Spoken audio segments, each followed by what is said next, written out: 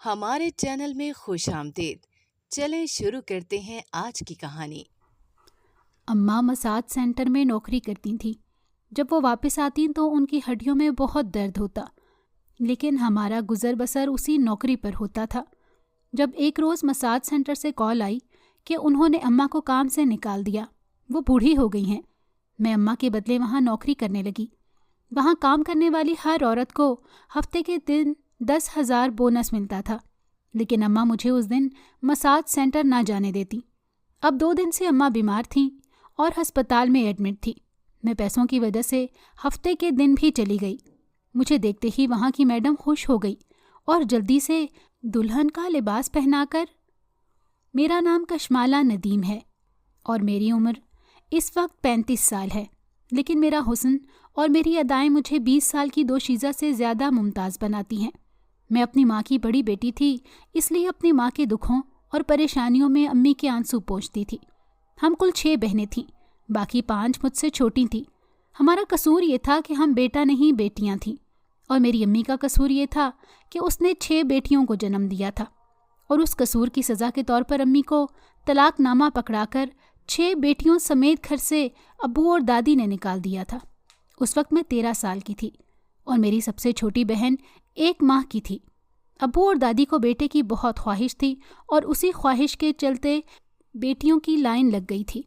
امی ہم سب کو لیے اپنے میکے آئیں تو وہاں بھی ان کے لیے جگہ تھی، لیکن ہمارے لیے نہیں تھی۔ اتنی لڑکیوں کا بوجھ میرے نانا نانی بھی نہیں اٹھانا چاہتے تھے، اور میری امی ہمیں چھوڑتی بھی تو کہاں۔ ماموں جان نے مشورہ دیا کہ ہم سب کو بہنوں کو دارالامان بھیج دیا جائے، اور وہ لوگ امی کی پھر سے کسی اچھی جگہ شادی کر دیں گے۔ بہنوں میں ہی بڑی اور سمجھدار تھی اس وقت، اسی لیے جیسے ہی ماموں کی زبان سے یہ الفاظ سنے تو میرے پیروں تلے سے زمین نکل گئی تھی۔ میں بہت زیادہ خوفزدہ ہو گئی تھی۔ ہم میں سے کوئی بھی امی کے بغیر نہیں رہ سکتا تھا، اور ہم سب تو تھیں بھی بہت چھوٹی، لیکن کسی کو ہم پر ترس نہیں آتا تھا۔ بیٹی پیدا ہونا ہمارے بس میں تو نہیں تھا، اور مجھے سمجھ نہیں آتی تھی کہ لوگ بیٹی ذات سے چڑھتے کیوں ہیں۔ لیکن پھر میں نے دیکھا کہ وہ چند جاہلیت میں ڈوبے لوگ ہی ہیں جو بیٹی کے پیدا ہونے پر ماتم کرتے ہیں، اور ان جاہل لوگوں میں سر فہرست میرے ابا بھی تھے، جنہوں نے 6 بیٹیاں پیدا تو کر لیں، لیکن بیٹیوں کی ذمہ داری اٹھانے سے کترانے لگے تھے۔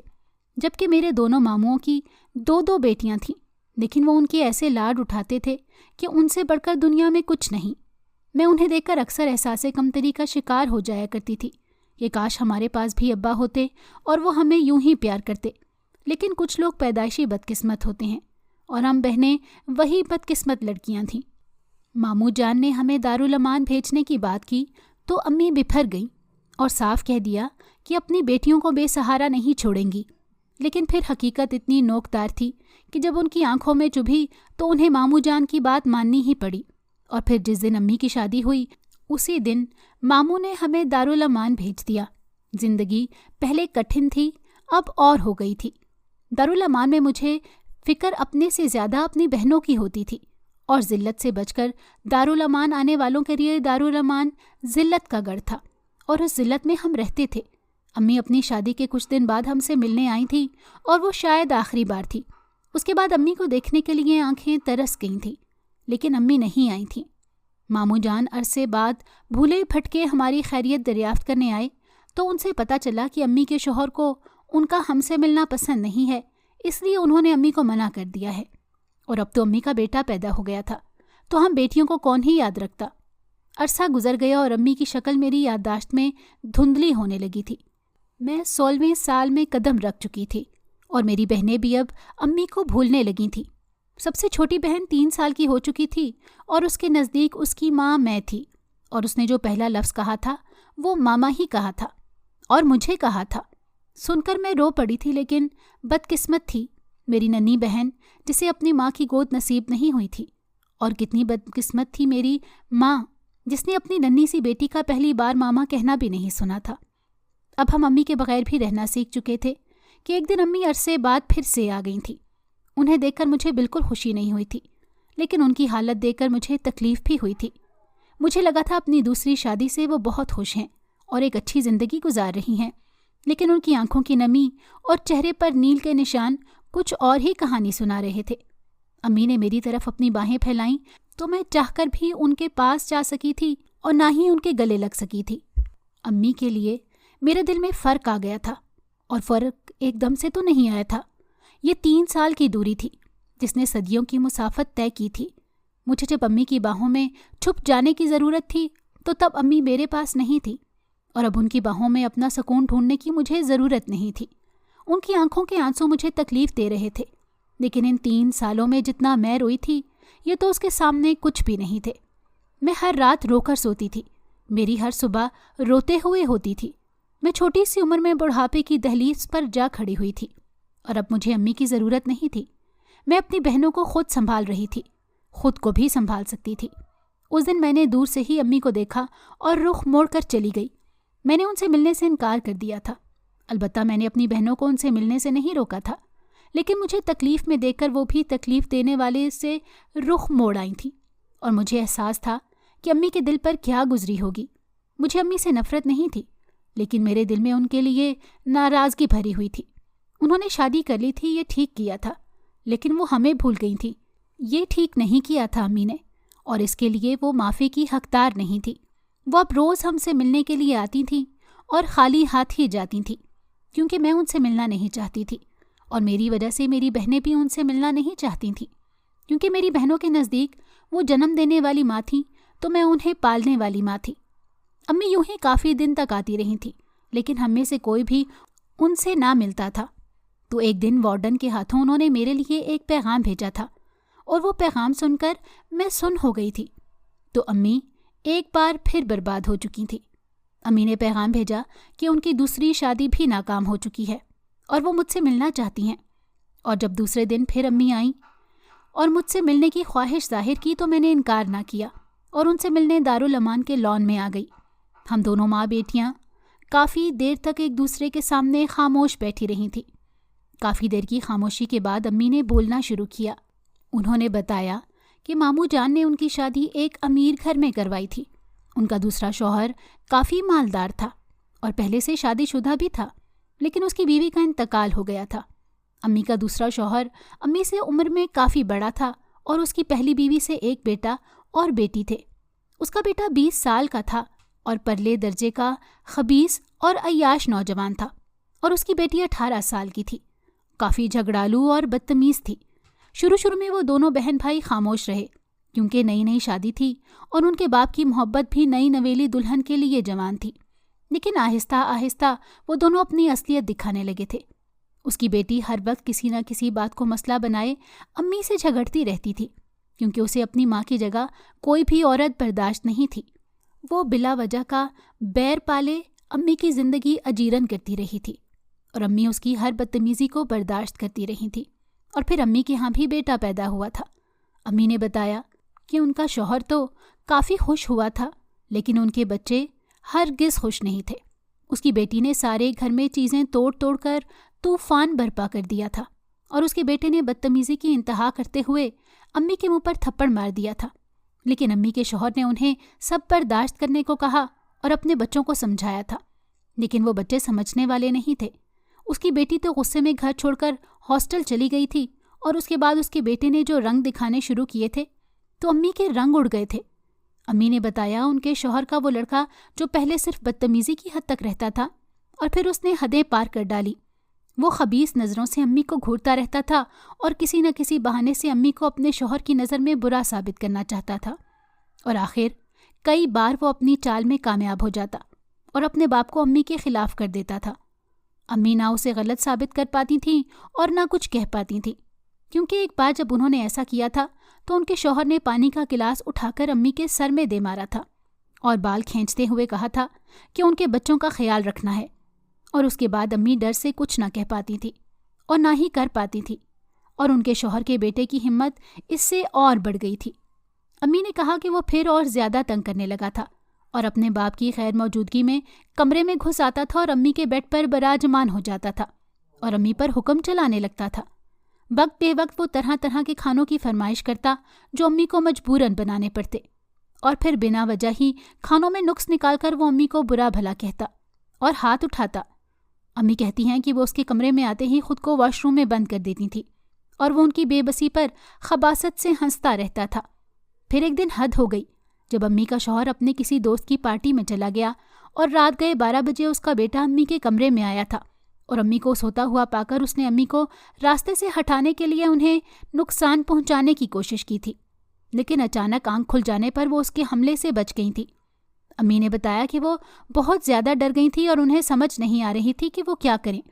بیڈ پر ان کا چھوٹا سا بیٹا پڑا رو رہا تھا اور سامنے ایک بیٹا درندہ بنا کھڑا تھا، اور پھر اس نے جیسے ہی امی کی گردن پر ہاتھ ڈالا تو امی کے دماغ نے تیزی سے کام کرنا شروع کیا، اور امی نے بیڈ سائڈ ٹیبل پر پڑا پانی کا جگ اٹھایا اور اس کے منہ پر دے مارا تھا۔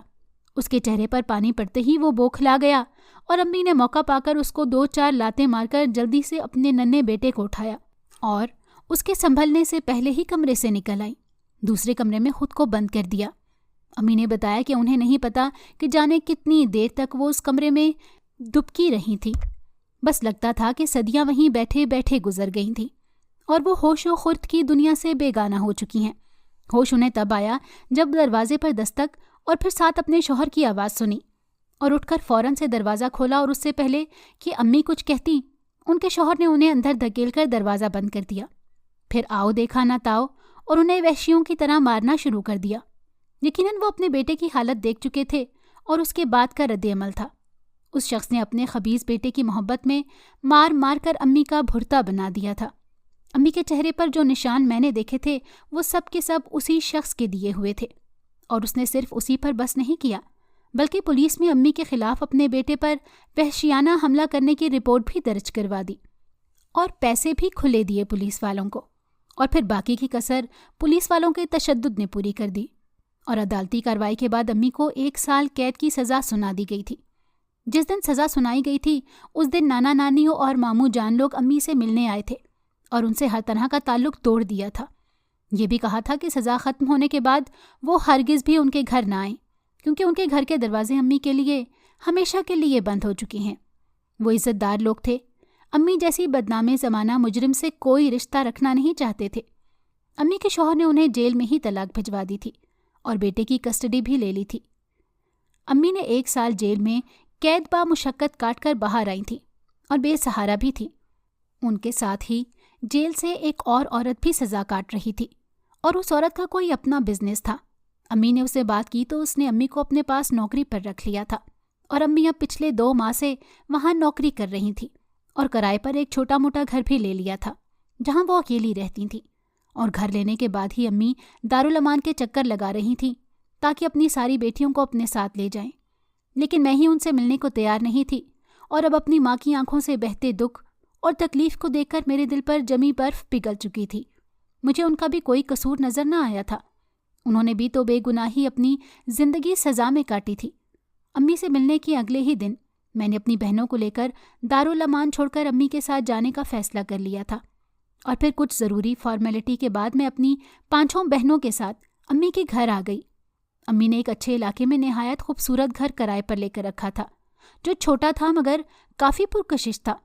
4 کمروں پر مشتمل وہ گھر ہمارے لیے تو کافی اچھا تھا، کیونکہ ایک اطمینان تھا کہ ہم محفوظ تھے۔ امی روز صبح کام پر چلی جایا کرتی تھیں اور ہم بہنیں گھر پر ہی ہوتی تھیں۔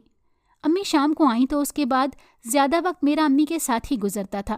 باقی بہنوں کو ابھی امی کے ساتھ گھلنے ملنے میں تھوڑا وقت لگنا تھا۔ امی کی آمدنی محدود تھی، لیکن اچھا گزر بسر ہو رہا تھا ہمارا۔ امی نے چھوٹی بہنوں کو اسکول میں داخل کروا دیا تھا، اور اب گھر پر میں اکیلی ہوا کرتی تھی۔ امی ہماری ہر ضرورت کو پورا کر رہی تھی، لیکن میں نہیں جانتی تھی کہ امی کیا جاب کرتی ہیں۔ انہوں نے مجھے صرف اتنا بتا رکھا تھا کہ ان کی دوست ہے، اس کا اپنا بزنس ہے، اور اسی میں ان کی دوست نے معمولی سی نوکری پر انہیں ایڈجسٹ کیا ہوا ہے۔ وہ جب بھی کام سے آتی تھیں تو وہ بہت تھکی ہوئی ہوتی تھیں، اور اکثر کہتی تھیں کہ کام ایسا ہے کہ ان کی ہڈیاں ٹوٹ گئیں۔ کبھی کبھی مجھے حیرت بھی ہوتی تھی کہ معمولی سے معمولی نوکری کی تنخواہ 10-15 ہزار سے زیادہ نہیں ہوتی، لیکن امی کی تنخواہ ماہوار 1 لاکھ تھی، اور امی کے جاب سے چھٹی کا دن اتوار نہیں ہفتہ ہوتا تھا۔ اس دن امی کی چھٹی ہوتی تھی، اور اسی دن ہم دونوں ماں بیٹی جا کر گھر کی ضرورت کا سامان اور کچھ اپنی اور بہنوں کی ضرورت کا سامان لے آتی تھیں۔ میری امی بے انتہا خوبصورت تھی۔ اتنے برے حالات دیکھنے کے باوجود ان کا حسین چہرہ آج بھی ویسے ہی دمک رہا ہوتا تھا۔ وہ کہیں سے بھی 6 بیٹیوں کی ماں نہیں لگتی تھی، और एक 18 साल लड़की की माँ तो बिल्कुल भी नहीं लगती थी। उनकी बड़ी बड़ी नीली आंखें उन्हें लाखों में मुमताज़ बनाती थीं और उनके गुलाबी भरे भरे से गाल, लंबे सिल्की स्याह बाल और सफ़ेद दूधिया रंगत और नरमो मुलायम से नाजुक हाथ, वो इस उम्र में भी जवानों से जवान दिखाई देती थीं। और क्यों ना लगती जवान, वो अपना और अपनी स्किन का बहुत ख्याल रखती थीं और हर महीने बाकायदगी से ट्रीटमेंट करवाती थीं। ये सब ट्रीटमेंट का ही असर था कि वो एकदम जवान और खूबसूरत नजर आती थीं। बहनों में एक वाहिद मैं थी जो अम्मी पर गई थी, यानी कि मेरी आंखें, मेरी नाक, मेरे बाल, मेरा कद, मेरी खूबसूरती सब अम्मी जैसी थी। मैं भी उन्हीं की तरह बेपनाह खूबसूरत थी और 18वें साल में लगने ही में ज़्यादा खूबसूरत हो गई थी। और अब अम्मी को मेरी शादी की फ़िक्र लग गई थी। वो जल्द से जल्द मेरी किसी अच्छी जगह शादी करवाना चाहती थी और वो मेरे लिए लड़का ढूंढ रही थी। उनकी तरजीह कोई ऐसा लड़का था जो ना मेरे बाप जैसा हो, ना उनके दूसरे शौहर और उसके बेटे जैसा। वो मेरे लिए ऐसा मर्द ढूंढ रही थी जिसको मर्द कहते हुए ज़बान ना लड़खड़ाए। अम्मी ने मैरिज ब्यूरो में भी मेरी रजिस्ट्रेशन करवा रखी थी और ताकीद कर रखी थी कि किसी बहुत अच्छे और बाइख्लाक व बाकिरदार लड़के का रिश्ता मेरे लिए ढूंढा जाए। और एक दिन मैरिज ब्यूरो से एक लड़के की तस्वीर भेजी गई। लड़के का नाम मन्नान था। लड़का देखने में ही काफ़ी हैंडसम और अच्छा लग रहा था। मैरिज ब्यूरो से इस लड़के का सारा डेटा भी भेजा गया था, जिसे देखकर मैं और अम्मी काफ़ी इम्प्रेस हुए थे, क्योंकि लड़के का बैकग्राउंड काफ़ी अच्छा था और डिग्री भी लंदन की थी। अम्मी तो लड़के की तस्वीर देखकर ही मुतमईन हो गई थी और उनका इरादा पहली ही मुलाकात में शादी तय कर देंगी, ताकि मेरे बाद मेरी दूसरी बहनों के बारे में भी सोचें, जिनमें से 3 तो अब तकरीबन जवान हो चुकी थीं और अम्मी जल्द से जल्द बेटियों के फ़र्ज से सुपुख्दोश होना चाहती थीं। बेटियों की माँओं के कंधों पर बड़ा बोझ होता है। जिस दिन मन्नान और मन्नान के घर वालों ने आना था, अम्मी ने अपनी जॉब से छुट्टी कर ली थी और बहुत खुश सब तैयारियां कर रही थीं। उन्होंने अपने हाथों से खाने के सारे लवाजमात तैयार किए थे। मुझे भी अपने हाथों से तैयार किया था और फिर हम बेसब्री से मन्नान और उसके घर वालों के मुंतज़िर थे। दिन के खाने के वक्त मन्नान और उसके घर वाले आए थे। मैंने तैयार किए गए लवाजमात उनको पेश किए थे और मैंने महसूस किया था कि मन्नान की अम्मी काफ़ी देर से मेरी अम्मी को देख रही थी, जैसे पहचानने की कोशिश कर रही हों। मन्नान लोगों से बातचीत काफ़ी अच्छी रही थी। मन्नान को मैं पसंद आ गई थी और उसकी अम्मी अब्बू को भी मैं पसंद आ गई थी और करीब था कि शादी की तारीख तय कर दी जाती। लेकिन अचानक मन्नान की अम्मी को याद आ गया था कि उसने मेरी अम्मी को कहाँ देखा था, और फिर जो उन्होंने बताया तो सब कुछ धरा का धरा रह गया और हम सबका तो सर शर्म से झुक गया था। मन्नान की अम्मी को अचानक याद आ गया था कि उन्होंने मेरी अम्मी को मसाज सेंटर में देखा था। वो मसाज सेंटर जहाँ मर्दों और औरतों दोनों का मसाज होता था और वहाँ मसाज के लिए सिर्फ औरतों को रखा हुआ था और अम्मी उन्हीं औरतों में से एक थी। मन्नान की अम्मी ने जैसे ही मेरी अम्मी को पहचाना तो मंगनी के लिए निकाली अंगूठी वापस से डिबिया में रख दी थी और उठ खड़ी हुई और अपने शौहर और बेटे को भी खड़ा होने का इशारा किया। हम सब नासमझी से उनकी तरफ देखने लगे जब वो अपने मुंह से हमारे और अम्मी के लिए आग उगलना शुरू हुई थी। उन्होंने कहा, मैंने पहचान लिया, ये वही औरत है जो हमारे शहर के सबसे बड़े मसाज सेंटर में औरतों मर्दों के मसाज करती है। औरतों के तो चलो ठीक है, लेकिन ये तो मर्दों का भी मसाज करती है और जाने क्या क्या करती होगी। जिस मसाज सेंटर में ये जॉब करती है वहाँ की मुलाजिम औरतों के बारे में बड़ा सुन रखा है, बड़ा ख्याल रखा जाता है उनका वहाँ। तभी तो मैं कहूँ, ना बाप ना शौहर ना बेटा, फिर भी 6 बेटियाँ पाल कैसे रही है। और घर तो देखो, क्या ही शानदार घर है। भाई, इस घर में तो मैं अपने बेटे का रिश्ता हरगिज़ ना करूं। शक्ल से कैसे भोली भाली लगती है ये लड़की, लेकिन जैसी माँ है वैसी ही बेटियां भी होंगी। मर्दों के मसाज कर करके हराम का पैसा कमाया है और उसी हराम की कमाई से अपनी बेटियां पाली होंगी और हराम की कमाई पर पलकर ये कौन सा शरीफ ज़ादियाँ पैदा हुई होंगी। मैं तो ना करूं कभी भी अपने बेटे का रिश्ता इस घटिया फैमिली में, जाने इन लड़कियों के बाप का मालूम भी है या नहीं। और तो और मुझे याद आया, ये औरत तो अपने शौहर के बेटे को हरासा करने और उस पर हमला करने के जुर्म में 1 साल जेल भी काट कर आ चुकी है।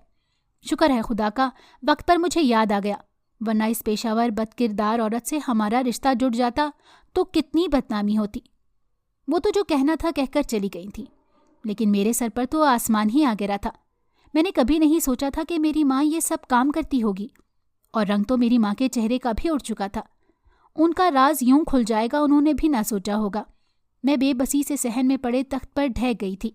मेरे बनाओ सिंघार, टेबल पर पड़ी चाय और लवाजमात सब धरा का धरा रह गया था और क़यामत हमारी जिंदगियों में दाखिल हो चुकी थी। मैंने इशारे से अपनी बहनों को कमरे में जाने का कहा था और ख़ुद भी मैंने खुद को कमरे में बंद कर लिया था।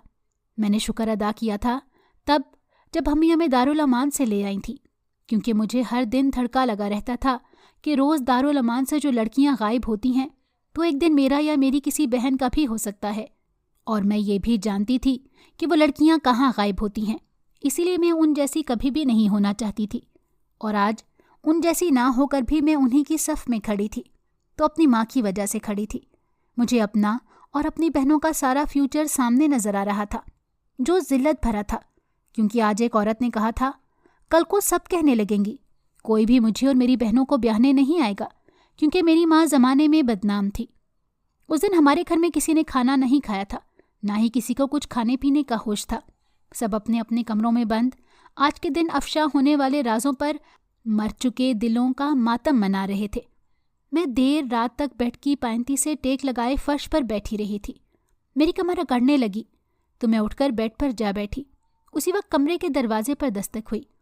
मैं दस्तक से पहचान गई थी कि वो अम्मी थी। शर्मिंदा और बेबस सी दस्तक वो ही दे सकती थी। मैंने दरवाज़ा खोल दिया और वापस बेड पर आकर बैठ गई। वो भी थके कदमों से चलती हुई मेरे सामने बेड पर बैठ गई थी। हम दोनों काफ़ी देर तक एक दूसरे की बोलने की मुंतज़िर रही थी। फिर अम्मी ने ही बात करना शुरू किया। वो बताने लगी कि अपनी जेल और जेल से बाहर की इब्तदाई ज़िंदगी। मैं जब जेल गई थी तो मैं डरी सहमी सी रहा करती थी हर वक्त, और ऊपर से जेल की डॉन जुग्गी काम भी बहुत करवाती थी और मारती भी बहुत थी। मैं उसके सारे अहकामात मानती थी और दिन भर गधों की तरह काम करती रहती थी और सारी रात जाकर अपने सब बच्चों को याद करके रोती रहती थी कि उन्हीं दिनों जेल में एक नई मेरी उम्र की ही कैदी को लाया गया। उसका नाम सना बेल था और वो अपनी मसाज सेंटर चला रही थी, और उसके शौहर से झगड़ने की वजह से उस पर भी मेरी तरह झूठे इल्ज़ामात लगने की वजह से उसे 6 माह कैद की सज़ा सुनाई गई थी। वो एक अच्छी औरत थी और मेरी जल्द ही सना बेल से दोस्ती हो गई थी। सना बेल से दोस्ती करने की एक वजह यह भी थी कि वो नहायत निडर औरत थी और मुझे उसके साथ तहफ़्फ़ुज़ का एहसास हुआ था। मैं ज़िंदा रहना चाहती थी, सो उससे दोस्ती कर ली, वरना जग्गी डॉन के मजालिम से मैं मर ही जाती। और फिर सना बेल ने दोस्त होने का फ़र्ज़ अदा किया और सिर्फ मुझे ही नहीं, जेल में मौजूद तमाम कैदियों को जग्गी डॉन के मजालिम से बचाया और जग्गी डॉन की अकल ठिकाने लगाकर उसे अपना मुलाजिम रख लिया था। जेल में उसके साथ वो कुछ माह अच्छे गुजरे थे। उसकी रिहाई मुझसे 1 माह पहले थी और उसने जाते हुए मुझे अपने मसाज सेंटर का एड्रेस बता दिया था कि अगर मैं उससे मिलना चाहूँ तो वो इसी एड्रेस पर चली जाऊँ। मैं जेल से छूटी तो मेरे पास रहने के लिए कोई जगह नहीं थी, इसीलिए मैं सना बेल के पास चली गई और तभी उसने मुझे नौकरी पर रख लिया था। उसने मुझे औरतों का मसाज करना सिखाया था और फिर मैं वही करने लगी थी। फिर मैंने किराए पर घर ले लिया और तुम लोगों को अपने पास लाने का फ़ैसला किया और तब से अब तक मैं सना बेल के मसाज सेंटर में जॉब कर रही हूँ। दिन को जो औरत आई थी, मनान की माँ, वो भी वहीं शायद मसाज के लिए आती रही हो और मैंने उसका मसाज भी किया हो, मुझे याद नहीं, क्योंकि दिन को 100 से ज़्यादा औरतें अपना मसाज करवाने आती हैं। ये औरत जो भी कह गई थी सब बकवास करके गई है। सना बेल के मसाज सेंटर में मैं मर्दों और औरतों के मसाज के लिए अलग अलग लोग हायर किए गए हैं।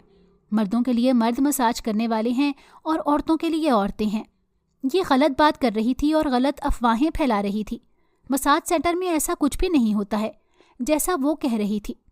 तुम मेरी तरफ से अपना दिल मैला ना करो मेरी बच्ची। तुम कल मेरे साथ जाना और ख़ुद ही देख लेना सारा निज़ाम, फिर तुम्हारा दिल मुतमईन हो जाएगा और तुम्हें अपनी माँ पर भरोसा आ जाएगा। मुझे तो अम्मी की बातें सुनकर ही उन पर भरोसा आ गया था, इसीलिए मुझे उनके साथ जाने की ज़रूरत नहीं थी। और ये भी तो सोचने की बात थी कि एक औरत जिस जगह तू इतना ख़राब और बदनाम कह रही थी, खुद वहाँ पर हफ्ते जाती रहती है। मैं अम्मी के गले लग गई थी। दुनिया कुछ भी कहती, मैं अम्मी को कोई तकलीफ़ नहीं देना चाहती थी। मुझे लोगों से ज़्यादा अपनी माँ पर भरोसा था, जिसने हमारे लिए ना जाने कितने दुख दर्द सहे थे। मैंने माँ का गाल चूमकर उन्हें इस गिल्ट से निकाला कि शायद वो सच में कुछ गलत कर रही हैं।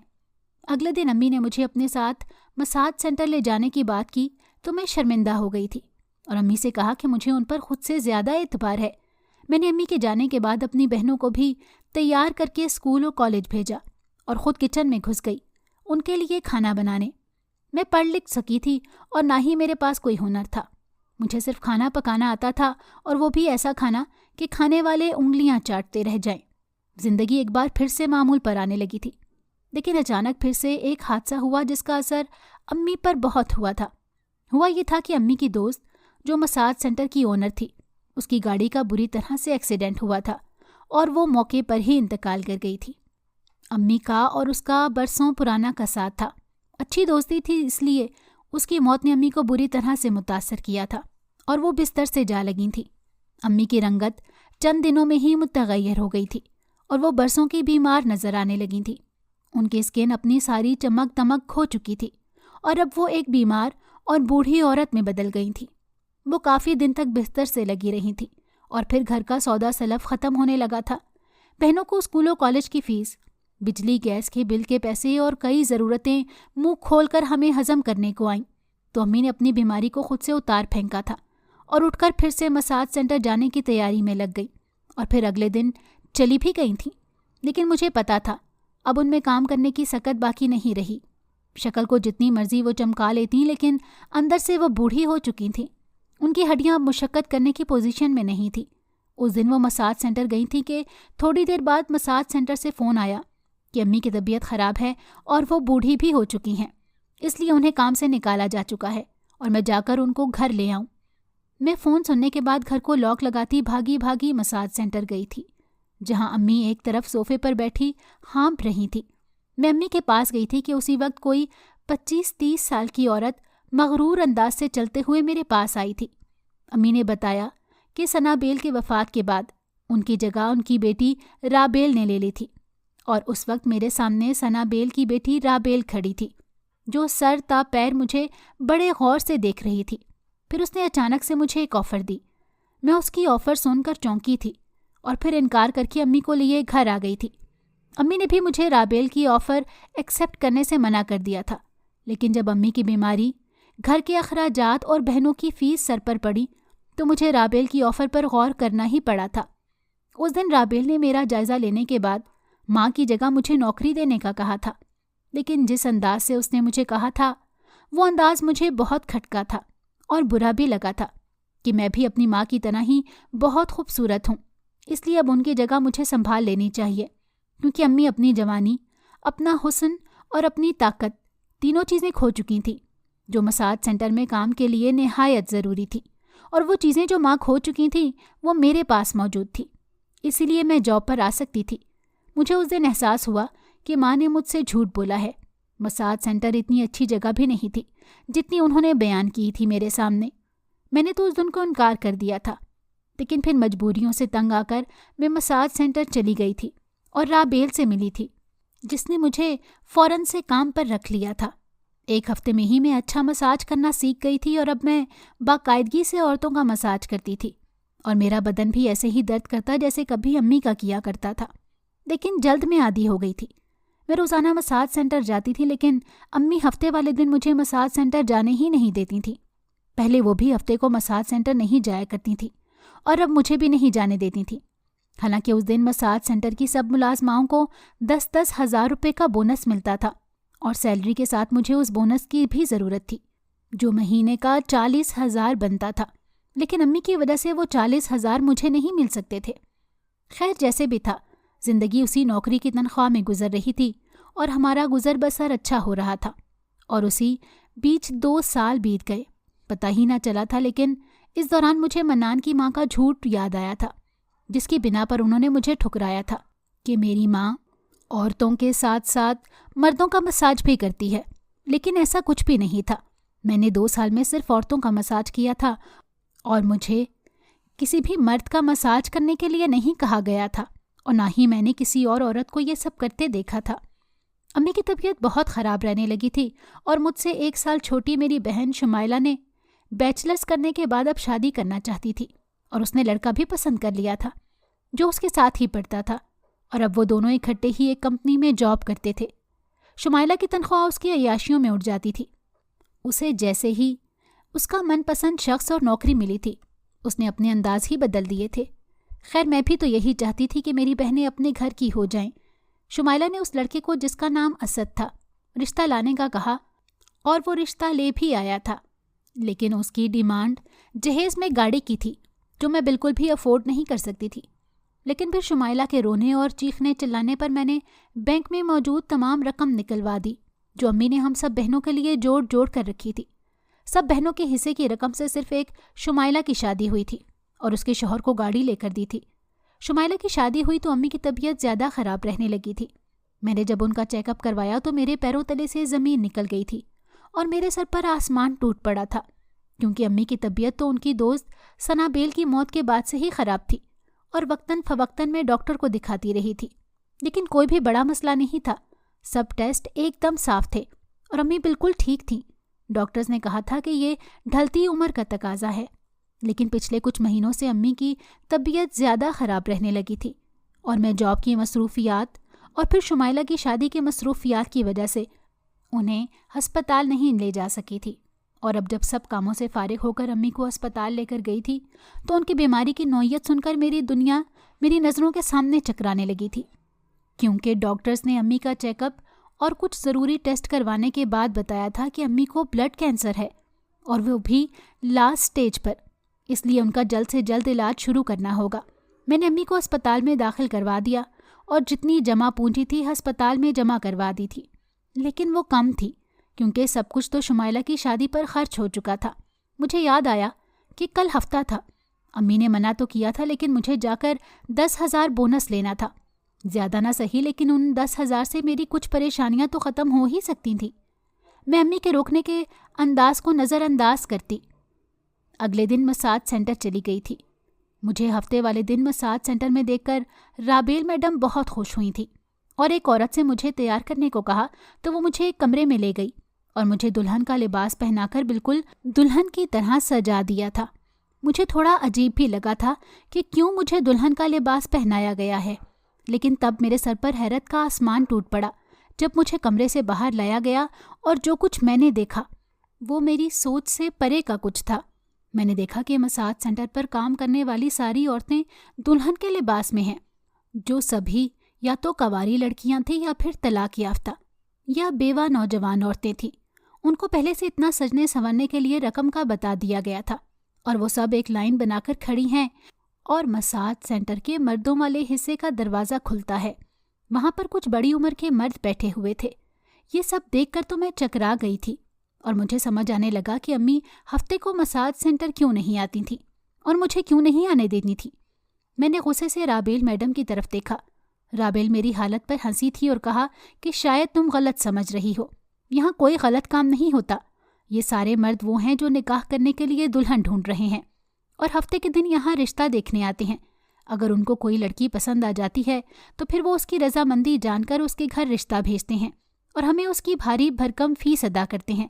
اس طرح یہاں سے بہت سارے امیر مرد اپنے لیے خوبصورت بیویاں لے کر جاتے ہیں اور بہت ساری غریب گھروں کی لڑکیوں اور زمانے کی ٹھکرائی ہوئی عورتوں کے گھر بس جاتے ہیں۔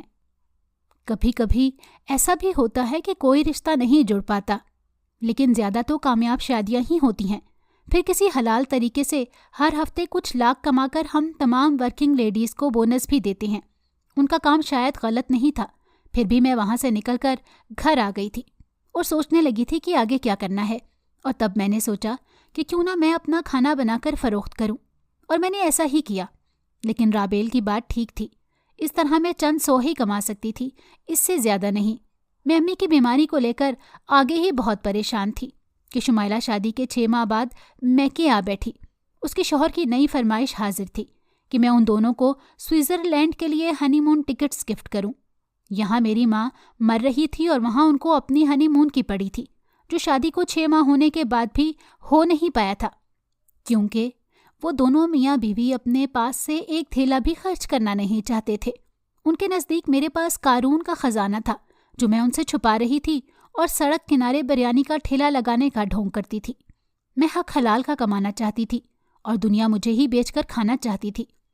میرا وہ بریانی کا ٹھیلا بھی زیادہ نہیں چلا، کیونکہ سڑک کنارے ٹھیلا لگانے کے لیے پولیس والوں کو بھی بتا دینا پڑتا تھا، جو میرے پاس نہیں تھا، اور اگر میں روز بھتہ نہیں بھر سکتی تھی تو مجھے 2 لاکھ روپے میں ٹھیلا لگانے کا اجازت نامہ لینا تھا۔ میری ماں اسپتال میں پڑی زندگی اور موت کی جنگ لڑ رہی تھی، اور میں پائی کی محتاج کہاں سے 2 لاکھ دیتی؟ اور جب یہ بات میں نے کانسٹیبل سے کہی تو اس نے بڑی خباثت سے مجھے دھمکیاں دیں، اور اس دن میں نے بہت سوچا اور پھر اپنے اصولوں کو توڑ ہفتے والے دن رابیل کے پاس آ گئی اور دلہن بن کر لائن میں کھڑی ہو گئی، اور پھر وہاں آئے مرد مجھے دیکھ کر حیران رہ گئے۔ ان میں سے بہت سارے میرے ساتھ نکاح کرنا چاہتے تھے اور بدلے میں بے پناہ دولت دینے کے لیے تیار تھے۔ کچھ تو رشتہ لے جانے کے لیے آپس میں لڑ پڑے تھے، اور اسی کا فائدہ اٹھا کر میں نے رابیل سے 10,000 کی جگہ 10 لاکھ کی ڈیمانڈ کی، کیونکہ میں جان چکی تھی کہ وہ ایک کلائنٹ سے اس سے بھی زیادہ پیسے لیتی تھی۔ میری ڈیمانڈ کو دیکھتے ہوئے رابیل نے مجھے منہ مانگی رقم دینا شروع کر دی، جس کے بدلے میں نے کتنے رشتے ٹھکرانے کے بعد ایک ضعیف العمر بوڑھے سے نکاح کر لیا، اپنی زندگی اور خوشیوں کا سودا کر دیا اور ماں کا علاج شروع کروا دیا۔ شمائلہ کو سوئٹزرلینڈ ہنی مون کے لیے بھجوا دیا۔ علاج تو میں کروا رہی تھی، لیکن پیسوں سے جانیں نہیں ملتی، سو امی اپنی بیماری سے جان بر نہ ہو سکیں اور دنیا سے چلی گئیں۔ ان کے جانے کے بعد مجھے دنیا اندھیر لگنے لگی تھی، لیکن پھر میں نے اپنی بہنوں کے لیے جینا شروع کیا۔ کچھ وقت گزرا تھا کہ شمائلہ سے چھوٹی دونوں جڑواں بہنوں نے بھی شادی کی خواہش ظاہر کر دی۔ دونوں ماشاءاللہ سے ڈاکٹر بن چکی تھیں اور اپنے لیے ڈاکٹر ہی منتخب کیے تھے۔ دونوں کی شادی میں نے بے حد دھوم دھام سے کی تھی اور لاکھوں کا جہیز دیا تھا، جسے دیکھ کر شمائلہ کے شوہر کی رال پھر سے ٹپکنے لگی تھی، اور اب وہ بحریہ ٹاؤن میں گھر کی فرمائش لیے شمائلہ کو میکے بھیج چکا تھا، اور میں سخت پریشان تھی کہ ان دونوں میاں بیوی کا کروں تو کیا کروں۔ اور پھر میں نے ان کا منہ بند کروا دیا، انہیں ایک عدد گھر لے کر دے دیا۔ جس گھر میں ہم کرائے پر رہتے تھے میں نے وہ گھر بھی خرید لیا تھا اور اپنے لیے گاڑی بھی خرید لی تھی۔ پھر ایک دن قسمت نے بے وفائی کی اور میرا وہ بوڑھا شوہر بھی دنیا سے چلا گیا۔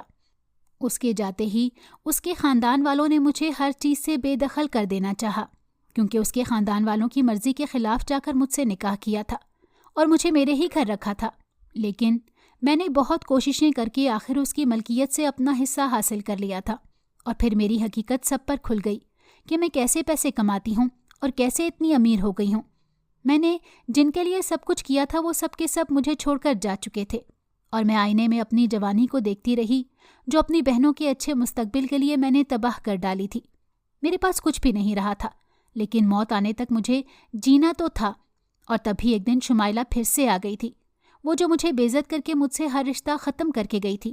وہ پھر سے آئی تھی اور اپنے کہے لفظوں پر پشیمان نہیں تھی، بلکہ وہ تو پھر سے اپنی ضرورت کے لیے آئی تھی۔ اس کے شوہر کو اب بزنس کا نشہ چڑھ چکا تھا اور اس کے لیے ایک خطیر رقم درکار تھی۔ میں نے خود کو اپنی بہنوں کی ماں سمجھا تھا ہمیشہ، اور مائیں تو معاف کر دیا کرتی ہیں۔